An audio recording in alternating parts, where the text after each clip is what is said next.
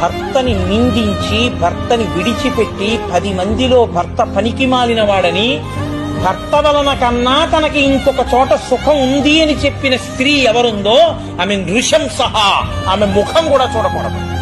అంతకన్నా అధర్మం లోకంలో ఇంకోటి లేదు. ఏ ఆడదాని గౌరవం అయినా పురుషుడి వల్లేనమ్మా. నువ్వు అలా అనకూడదు, తప్పది, ధర్మం కాదు. నేను నాన్నగారిని గౌరవించాలి, నువ్వు నీ భర్తని గౌరవించాలి. అదే యశధర్మ సనాతన, అదే ధర్మం.